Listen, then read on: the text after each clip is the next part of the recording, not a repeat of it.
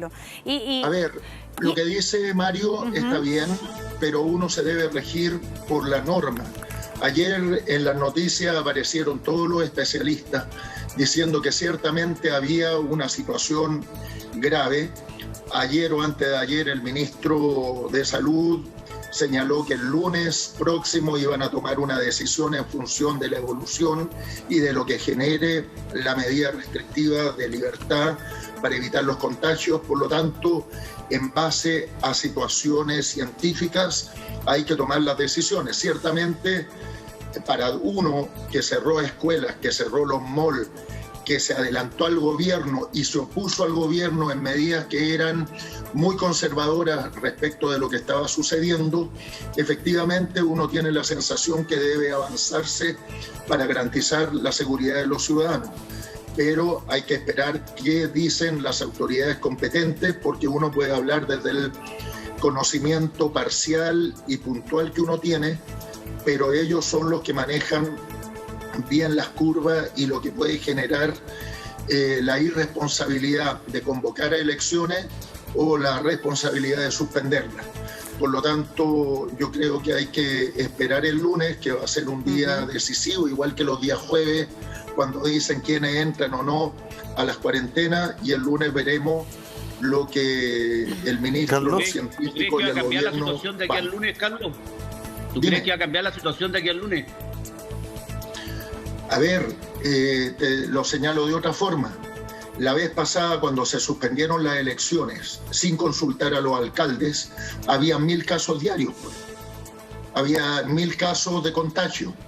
Entonces, nadie discute lo que se hizo en ese momento, pero si uno lo visualiza con ahora, uno dice que eso fue equivocado. Carlos.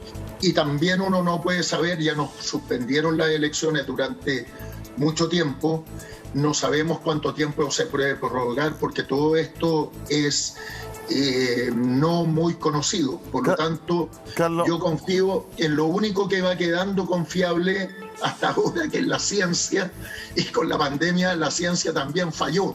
Entonces yo creo que hay que esperar en lo que uno puede confiar y asumir lo que se decía.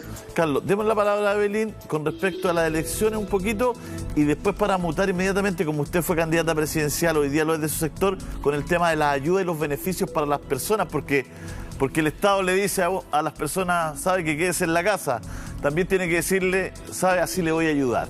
Si está satisfecha con los beneficios, ¿qué es lo que haría usted también? Por favor. A ver, lo primero, Julio César, es que yo soy candidata a alcaldesa. Por lo tanto, encuentro de mal gusto que yo esté diciendo hay que aplazar o no hay que aplazar, porque todo el mundo va a decir, es que quiere eso porque le conviene, o quiere esto otro porque le conviene. Entonces creo que son otras personas las que tienen que tomar las decisiones. Lo que también creo que hay que conversar mucho es dónde y cuándo y cómo la gente se contagia. Lo que yo he entendido de muchas conversaciones que he tenido con médicos, con la subsecretaria Daza, incluso, a quien quiero mucho, admiro mucho y la conozco de mucho antes de que ella fuera subsecretaria, lo que me señala es que en general, cuando se toman todas las medidas de resguardo, la gente no se contagia. Por ejemplo, no han habido reportes grandes de contagio cuando se hizo el plebiscito, ni tampoco en el transporte público. Es más bien cuando la gente se relaja. Y eso lo hemos visto también con nuestro personal de salud, en la salud primaria, ¿no es cierto?, en nuestro consultorio. Lo que hemos visto es que en general, cuando estaban con su mascarilla y todo eso, no se contagiaron. Fue cuando ya se sientan, se relajan, se van a tomar un cafecito, van a comer algo, se sacan las mascarillas, ahí es cuando se produce el contagio. Y eso es lo que hemos visto, ¿no es cierto?, por el tipo de gente que cayeron juntas, ¿no es cierto? Era siempre gente que coincidía en esos momentos como menos formales, y parece que es lo que ocurre también en los hospitales en general, etcétera. Así que yo creo que por eso que hay que dejarle esas decisiones a gente que sepa más y que además no esté interesada, como en el caso mío. Respecto de la cuarentena, yo me alegré muchísimo que el gobierno haya aumentado de 12.000 a 18.000 millones de dólares lo que son las ayudas. Yo no conozco exactamente cuál es el detalle de cada una de las medidas. No puedo decir si hay alguna que sobra o que está mal formulada o que falta, etc. Sí quiero señalar que mi posición es, primero, ojalá realmente la gente salga adelante con ayuda del Estado y no empobreciendo su vejez, ¿no? Porque al final retirar el 10% es bien popular, porque es plata que hoy día uno tiene, pero que no va a tener cuando necesite una pensión. Y creo que para eso está el Estado. Hay grupos que se sienten postergados, claramente, sobre todo yo diría los pequeños emprendedores, que sienten que no califican para nada, y por lo tanto no puedo decir yo si efectivamente hay algo que agregar para incluirlos a ellos, pero ojalá podamos salir adelante vía ayuda estatal. Es decir, y realmente quiero señalar... Sí, pero si llama la atención, comprobamos una vez más, entonces, ¿usted cree que los anuncios del presidente Piñera no apuntan al problema? Es decir, yo creo que son instrumentos justamente que van al problema hoy día urgente de la gente. A ver, en primer lugar, Montserrat, no hay ni un otro país latinoamericano, ninguno, que haya otorgado esta cantidad de ayuda a su población. Nadie. Incluso si nos comparamos con otros países europeos, etcétera, la ayuda del gobierno ha sido generosa. Si es suficiente... Porque esos países tienen más ayuda constante y permanente, pues, Evelyn. Porque esos países tienen bienestar social, no tienen que entregar tanto dinero. Aquí tenemos que entregar mucho más porque el gobierno no sabe ni siquiera dónde la gente trabaja. En Latinoamérica es porque no han podido entregar nada, porque no tienen nada, porque nunca han ahorrado suficiente, porque en el fondo han tenido políticas mal hechas desde hace mucho tiempo. En los países de Europa, en la mayoría, lo que tú dices tienes razón. Y eso es lo que aspiramos, ¿no es cierto? A una sociedad mucho más equitativa, donde haya una misma educación para todos, una misma salud para todos. Tú sabes que yo soy muy admiradora de esos países nórdicos de Europa del Norte. Cuando hay bienestar social en la base, en el colchón, claro, la ayuda no se requiere que sea tanta, porque... Claro, exactamente. Pero lo que sí quiero señalar que en otros países latinoamericanos de verdad no existe esa equidad, no existe esa sociedad de bienestar, existe gran pobreza y no han dado este tipo de ayuda. Ahora, es posible que en esos 18.000 millones de dólares, que de verdad es un monto increíblemente alto, falten algunos grupos. Es posible, no lo puedo asegurar, Montserrat, no lo he estudiado en detalle porque estoy en campaña, porque estoy todo el día en la calle. Si fuera parlamentaria probablemente te podría contestar al detalle, pero lo que yo aspiro es que efectivamente la ayuda estatal llegue a todos los que lo necesitan y que no pueden hoy día salir a trabajar. Pero y también aspiro a otra cosa, Pero ¿ha llegado o no ha llegado? ¿Ha llegado o no ha llegado? A mucha gente sí ha llegado, pero también quiero señalar que hay muchos que han abusado también, ¿no? O sea, yo, por ejemplo, no puedo entender que hay gente que trabaja en la administración pública, que no ha perdido su empleo, que no ha visto bajar sus ingresos, se hayan aprovechado de bonos que no les correspondían. Y tampoco puedo entender que no les haya pasado nada, que la Contraloría haya avalado esa frescura.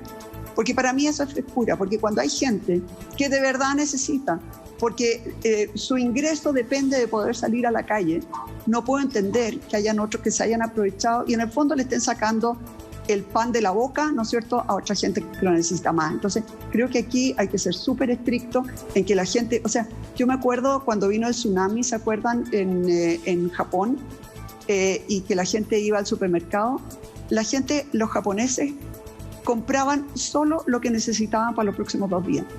En Chile, en cambio, acaparamos. Esa es la diferencia, ¿no es cierto?, en un país donde hay una cultura de cuidado, de respeto a los demás, y cuando hay una cultura muy individualista en que yo me salvo como yo puedo y al diablo con los demás. Eso es lo que yo creo que necesitamos mucho y en eso ustedes como Pero si el modelo le ha hecho eso a la gente, como periodista, pero si el modelo le ha dicho eso a la gente, puede venir. hoy día critica un modelo que usted ha avalado, que le ha dicho todo, 30 años, rásquese con sus propias uñas. Bueno, tú sabes que yo no creo en eso, pues. Y por eso que en Providencia, nosotros... Pero usted ha sido protagonista de la política chilena los últimos 30 años. Es que, ¿sabes lo que a mí me parece como ciudadano? Me salgo aquí como ciudadano. Dice, hoy día le criticamos a la gente que sea como ustedes le han dado el camino para que sea. O sea, le dicen, oye, hay que ser solidario, pero le dicen en pensiones, pero tú tenés que juntar tú solo, Entonces, todo el rato... No es así. Todo el rato estamos... Existe un pilar solidario. No. Sí, pero el pilar solidario... es bajo, sí. Lo tenemos hace poquito todo, porque ya poco más el país estaba reventando. Por lo menos 10 años. Por lo menos 10 años y antes existía... Bueno, perdón, y antes también para existía mí la pensión. Poquito, disculpe. Bueno, está bien. Pero antes también existía la pensión asistencial, ¿no? Antes existía la pensión asistencial. Evelyn, no quiero que este sea un debate que sea como una discusión. No peleemos, porque yo creo que estamos en lo mismo. Porque yo le quiero plantear algo que es más que es como una reflexión grande. La gente no es así porque quiere ser así. Es porque le hemos presentado como país todo. Yo también como comunicadora a lo mejor también formo parte. Pero le hemos presentado, yo todos los días aquí estoy con el reclame, con el comercial, pero le hemos mostrado una forma, un camino. Y hoy día, desde la élite yo veo que mucha clase política dice, oye, ¿por qué la gente es así? Oye, ¿por qué la gente quiere esto? Oye, ¿por qué la gente pide el 10%? ¿Por qué la gente no quiere entregar al pilar solidario? Oye, porque hemos construido, con lo bueno y lo malo, hemos construido este país. Entonces, las personas están diseñadas para eso. No, además, Julio César, hay algo mucho peor, que nosotros hemos tenido a muchos dirigentes en distintos ámbitos, en Carabineros, personas importantes en la iglesia, políticos, empresarios, que en el fondo se han hecho ricos a cualquier costo y nunca les ha pasado nada. Nunca han sido condenados de verdad. La gente siente que en realidad hay chip libre. Cuando tú ves, ¿no es cierto?, una cantidad enorme de políticos que fueron acusados por el tema de las boletas falsas y todos, a ninguno le pasó nada. Cuando uno ve que el tema de la colusión de los empresarios y a ninguno le pasó nada. Cuando uno ve, ¿no es cierto?, el tema de los sacerdotes que abusaron de niños durante años y todo el mundo se hizo el leso. Cuando uno ve los generales de Carabineros, que, ¿no es cierto?, que estuvieron robando durante no sé cuántos años. Entonces, hay un tema también de fiscalización y de falta de castigo. Sí, pero yo coincido con usted en eso, pero resulta que usted es el poder, Evelyn. Usted también ha sido el poder y ha sido finalmente del sector político que, no sé si usted o no, pero que defendió el modelo y defendió las bases del modelo en el sentido más profundo. Perdón, el modelo Montserrat y el modelo ha permitido sacar a mucha gente de la pobreza, más que ningún otro país latinoamericano. Pero ha permitido la frescura como parte de un valor nacional, porque resulta que la fortuna más grande de Chile que... Pero no hay nadie. Ajá. No hay nadie que haya hecho más denuncias, no hay nadie que haya hecho más querellas, no hay nadie que haya metido más gente a la cárcel que en mi gestión. Pero si su gestión es alcaldicia. Vengo reclamando. No. La primera querella la hice por el caso Empremar, porque se estaban robando la empresa Empremar. Eso fue durante el gobierno de Elwin. Yo estaba recién electa alcaldesa y efectivamente llegó gente a la cárcel. Después he denunciado el tema de los ferrocarriles. Terminé yo pagando en el tema de los ferrocarriles. ¿Se acuerdan cuando importaron esos carros de España que no servían? Evelyn, pero yo me querellé. Evelyn, yo lo único que les quiero decir, sabemos que su gestión, Evelyn, sabemos que su gestión ha sido fiscalizadora y sabemos que también tiene que ver con la política, porque los ferrocarriles los administraban otros y todo, pero también usted tiene que reconocer que desde su partido, la secretaria de su partido hacía boletas ideológicamente falsas para sí, pero si yo no estoy hablando de todos, estamos hablando con usted. Y todos sabemos que todos le pasaron el sombrero a Sokimich y todo, sí sabemos. Pero yo digo que desde su partido, desde la secretaria de su partido hacía boletas ideológicamente falsas para recolectar plata, para financiar las campañas. Entonces, Oye, yo no quiero polemizar con ustedes. Entonces, yo he dicho desde un principio, yo no quiero polemizar con ustedes. No, si nosotros tampoco. Yo he dicho durante toda mi carrera, yo he dicho durante toda mi carrera finalmente, que en Chile, sí, que en Chile hay muchas leyes, pero que nadie fiscaliza y que cuando finalmente a alguien lo agarran, nunca lo condenan. Y eso lo vengo diciendo desde que era diputada por primera vez. Y eso ustedes podrán mirar toda mi carrera. Ahora, yo soy política, soy responsable de muchas leyes, no tengo ningún problema en reconocerlo, es así. Pero yo también quiero señalar que yo creo profundamente en un sistema, y por eso que me vine de alcaldesa a Providencia, porque en Providencia hay mucho más sentido comunitario que en otras comunas. Y eso es lo que yo aspiro, ese es el modelo que yo admiro, allá me gustaría moverme, y creo que realmente nos haría muy bien como país. Más ahora, creo que hay socialdemócrata, muchas cosas que se han hecho bien. No.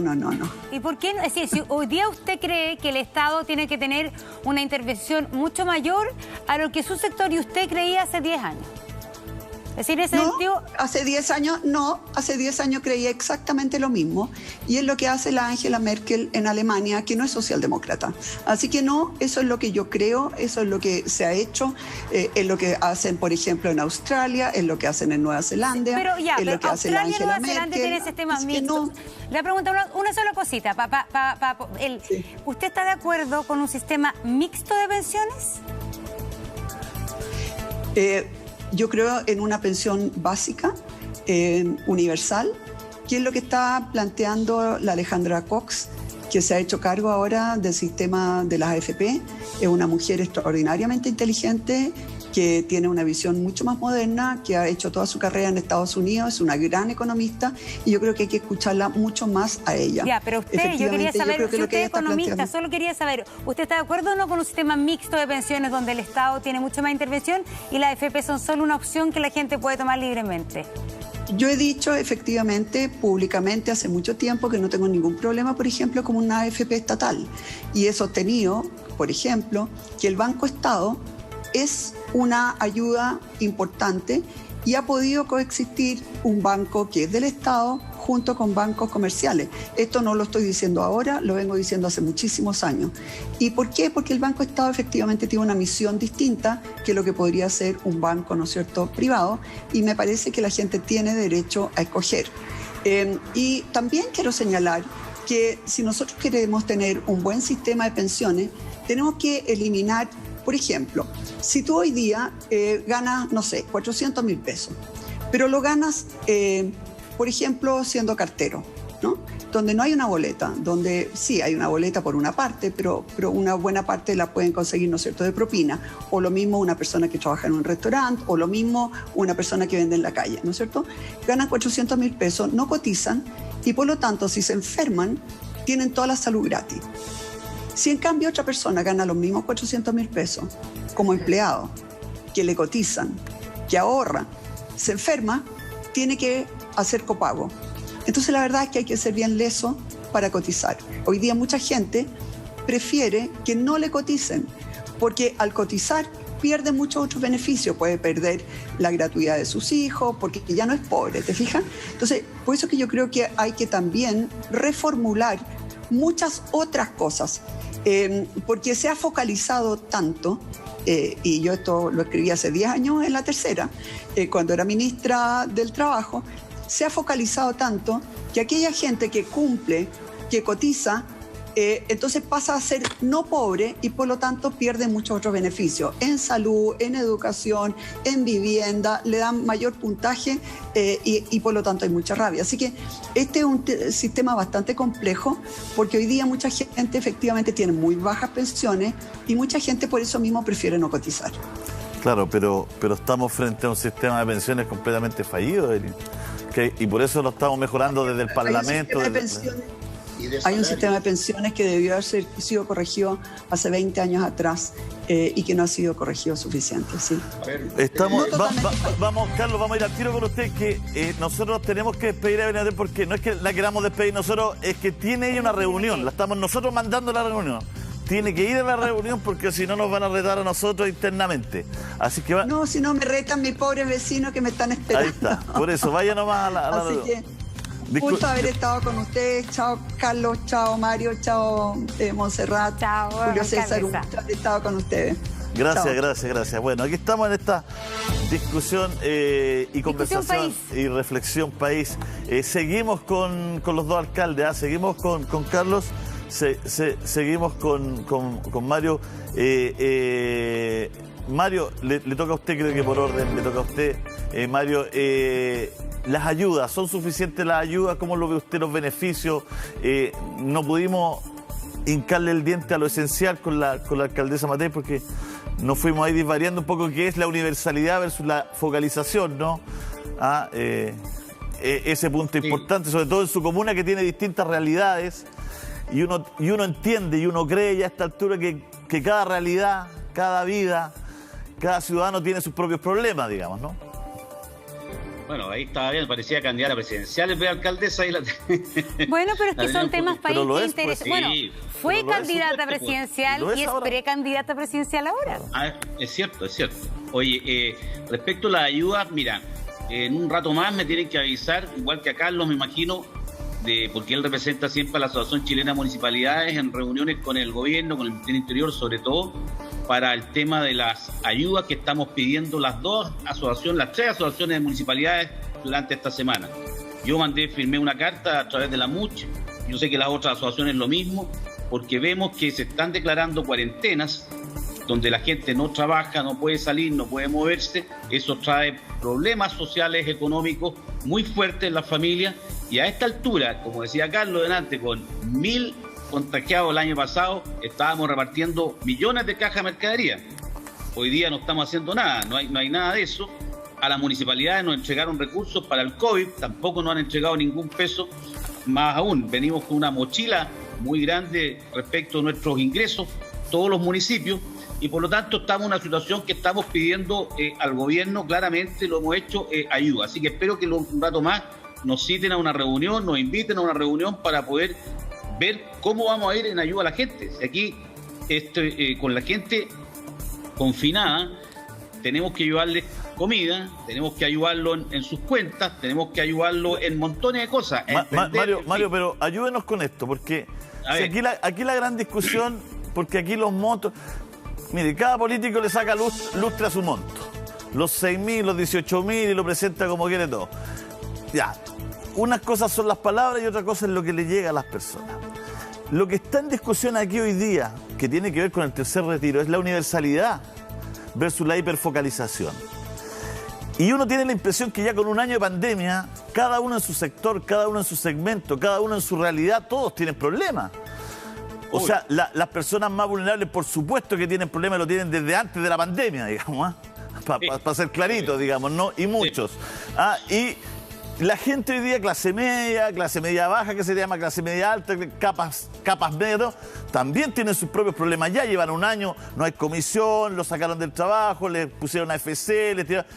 Entonces, la pandemia es para ese ciudadano, los bancos no han tenido pandemia, el retail tampoco, digamos, entonces se produce un desajuste ahí. El tema de fondo es, el presidente insiste en la hiperfocalización, el gobierno. Los alcaldes en su mayoría y algunas personas, legisladores, insisten en la universalidad. ¿Cómo ve usted en su comuna esto? ¿Cómo lo ve usted para su gente? Porque su comuna tiene todos los segmentos. Por eso se lo pregunto. Hasta parte yo soy rural. más en los segmentos más altos, yo diría que hay que focalizar, pero el resto yo diría que están todos fregados, cual más, cual menos. Uno está tratando de ayudar. Por ejemplo, las ferias no van a funcionar este fin de semana. Yo las he ayudado todo lo que puedo. Y bueno, lo hicimos este viernes. Hoy día están funcionando.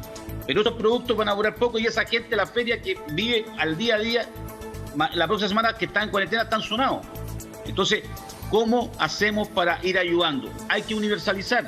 Hay gente que ha planteado que se le deposite en las cuentas a la gente algo de plata. No sé cuál será lo mejor, pero aquí claramente chocamos mucho siempre los alcaldes con el gobierno, no con el gobierno en sí, sino que siempre es como el ministro de Hacienda, ¿eh? Ellos son muy de la idea de focalizar y hacer las cosas, y Carlos se ríe.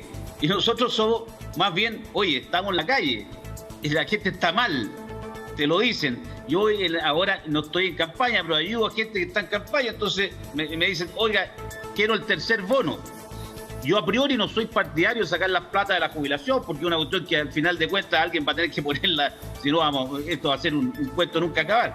Pero la gente te lo dice, oiga, alcalde, estamos esperando... Es que lo único que llega rápido, pues.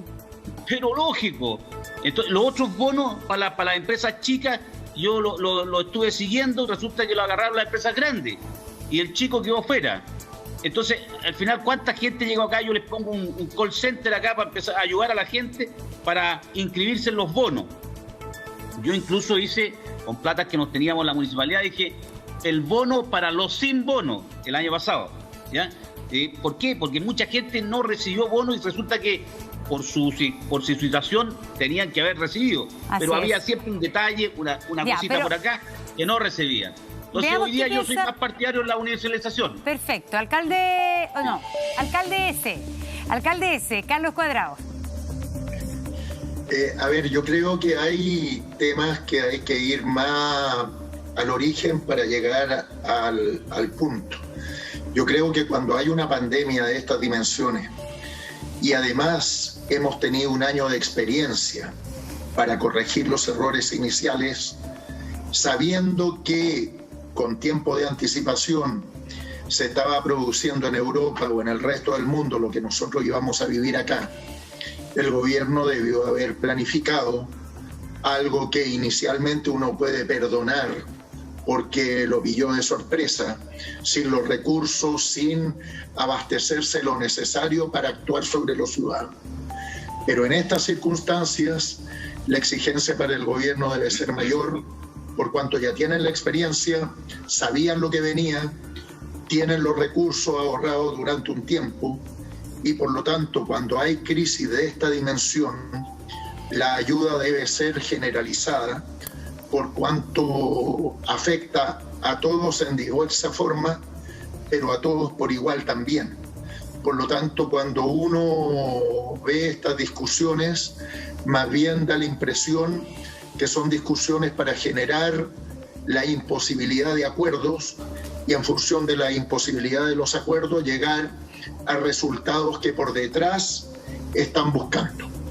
Dicho eso, a mí me interesa asociar también lo que decía Evelyn con el tema de los pagos, de corrupción y todo eso, porque también recordemos que la Corte Suprema, cuando estamos hablando de los aportes a los ciudadanos comunes y corrientes, le rebajó la pena o la multa a una persona que no debiera tener la condición de ciudadano por lo que ha hecho por Chile, que es el señor Ponce Lerú, y se le descontó en número varios millones de dólares, pero cuando uno lo lleva a la situación que Chile está viviendo hoy, implica que 15.000 familias durante 6 meses podrían recibir 500.000 pesos mensuales. Entonces, cuando se da a nivel de justicia situaciones aberrantes que podrían haber implicado ayudas directas a 15.000 familias durante 6 meses, 500.000 pesos de bono, que es el equivalente a la plata que le condonaron, y pese a lo que estábamos hablando antes, se generan injusticias a nivel de quienes deben impartir justicia. En momentos como estos de pandemia, de necesidad manifiesta de los ciudadanos, ese tipo de injusticias se reflejan mucho más claramente y resultan indignantes para la mayoría de los ciudadanos. Por lo tanto, lo que corresponde es generalizar las ayudas, porque el Estado tuvo el tiempo y además, si no tuviera los recursos, nosotros los 4 que estamos ahí y los 17 millones de chilenos vamos a vivir 85 años y punto, un poquito más uno, un poquito menos otro.